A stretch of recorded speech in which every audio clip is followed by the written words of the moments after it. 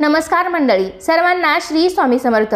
लवकरच मार्गशीर्ष महिन्याला सुरुवात होणार आहे। आपल्या हिंदू धर्मात मार्गशीर्ष हा एक अत्यंत पवित्र महिना आहे। अनेक भावी भक्त या मार्गशीर्ष महिन्यामध्ये श्री महालक्ष्मीचं व्रत करतात। हे महालक्ष्मीचं व्रत घरामध्ये सुख, शांती, समृद्धी, ऐश्वर्य मिळावे म्हणून, तसेच श्री महालक्ष्मीची कृपा आपल्यावर नेहमी असावी, लक्ष्मीचा वास आपल्या घरात कायम असावा यासाठी हे व्रत केलं जातं। तर आता काही दिवसातच मार्गशीर्ष महिना सुरू होतोय। तर आजच्या व्हिडिओमध्ये मी तुम्हाला मार्गशीर्ष महिना कधीपासून सुरू होणार आहे, यावर्षी किती गुरुवार आले आहेत, पहिला गुरुवार कधी आहे, पूजा आपल्याला नेमकी कोणत्या वेळेत करायची आहे, व्रताचं उद्यापन कधी करायचं आहे, कारण शेवटच्या गुरुवारी एकादशी आहे, तर व्रताचं उद्यापन कधी करायचं आहे, तसेच या व्रताचे नियम काय असणार आहेत। जर तुम्ही या नियमांचं पालन करून हे महालक्ष्मीचं व्रत केलं तर तुम्ही केलेल्या व्रताचं संपूर्ण फळ तुम्हाला मिळू शकेल। तर अशी संपूर्ण माहिती तुम्हाला मी आजच्या व्हिडिओमध्ये देणार आहे। तर त्यासाठी हा व्हिडिओ शेवटपर्यंत नक्की पहा। पण त्याआधी तुम्ही आपल्या चॅनलवरती नवीन असाल तर चॅनलला नक्की सबस्क्राईब करा। लगेचच आजच्या व्हिडिओला सुरुवात करूयात। श्रावण महिन्याप्रमाणेच मार्गशीर्ष महिना सुद्धा अत्यंत पवित्र समजला जातो, कारण या महिन्यात साक्षात श्री महालक्ष्मी आपल्या घरामध्ये विराजमान होत असते आणि ही लक्ष्मी आपल्या घरामध्ये कायम टिकून राहावी, पैसा, शांती, सुख, समाधान घरामध्ये नांदावं म्हणून अनेक जण हे मार्गशीर्ष महिन्यातील गुरुवारचं व्रत अत्यंत मनोभावे करतात। मार्गशीर्ष महिन्यात प्रत्येक गुरुवारी हे व्रत केलं जातं।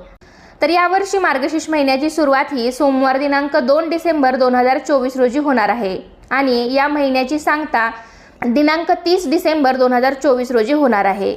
तर या मार्गशीर्ष महिन्यामध्ये एखाद्या वर्षी 4 गुरुवार येत असतात तर एखाद्या वर्षी 5 गुरुवार येतात, पण यावर्षी मात्र मार्गशीर्ष महिन्यामध्ये एकूण 4 गुरुवार आलेले आहेत। तर या मार्गशीर्ष महिन्यात यावर्षी पहिला गुरुवार हा 5 डिसेंबरला असणार आहे, दुसरा गुरुवार हा 12 डिसेंबरला, तिसरा गुरुवार 19 डिसेंबरला आणि चौथा गुरुवार हा 26 डिसेंबरला असणार आहे। आणि यावर्षी शेवटच्या गुरुवारी म्हणजे चौथ्या गुरुवारी एकादशी आलेली आहे। मार्गशीर्ष महिन्यातील पहिल्या गुरुवारी या व्रताचा प्रारंभ करून शेवटच्या गुरुवारी त्याचे उद्यापन करतात।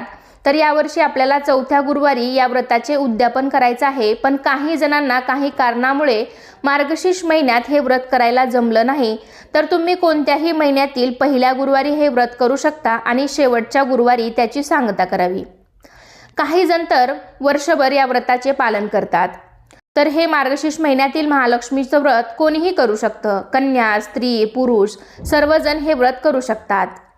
तर या दिवशी दिवसभर उपवास करून हे व्रत केलं जातं आणि सायंकाळी उपवास सोडला जातो। माता लक्ष्मीची मनोभावे पूजा करून माता लक्ष्मीला नैवेद्य अर्पण केला जातो।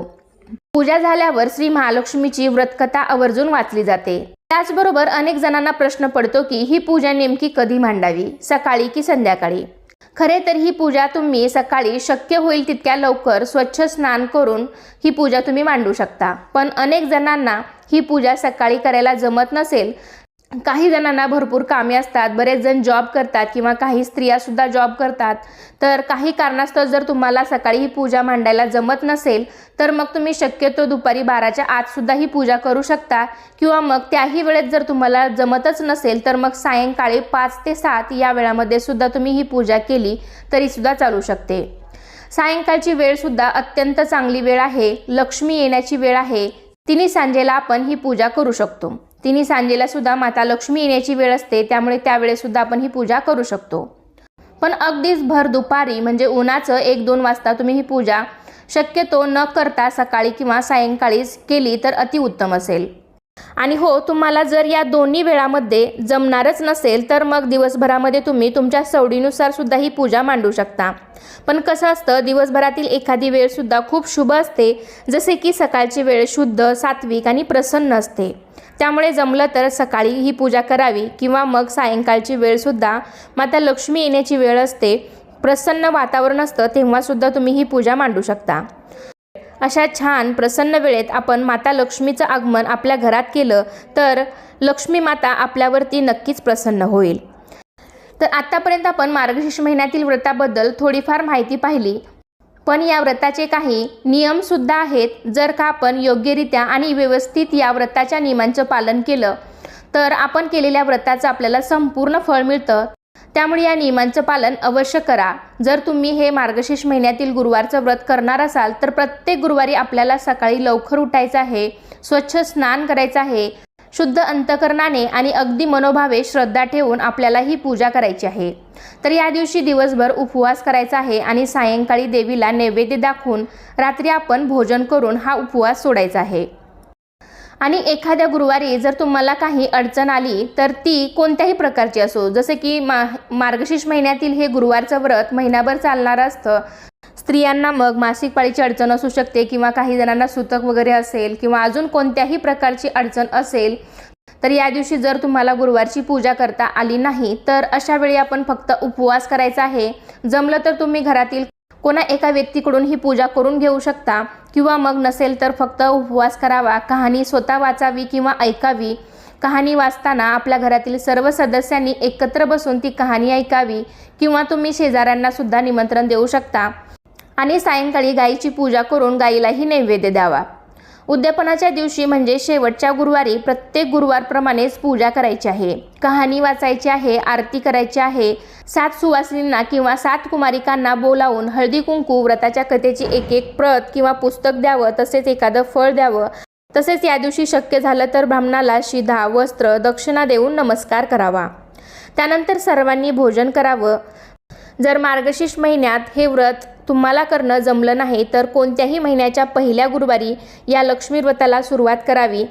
हे व्रत वर्षभर पाळावे।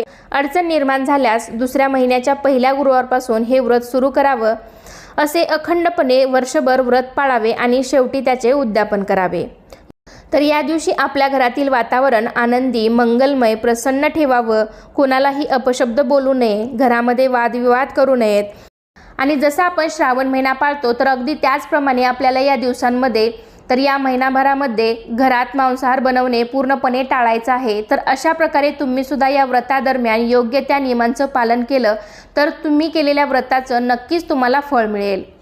जरी तुम्हाला महिनाभर पूर्णपणे मांसाहार टाळणं शक्य नसेल तर मग कमीत कमी गुरुवारच्या व्रताच्या दिवशी तरी तुम्ही मांसाहार बनवणे किंवा खाणे सुद्धा तुम्ही पूर्णपणे या दिवशी टाळायचं आहे।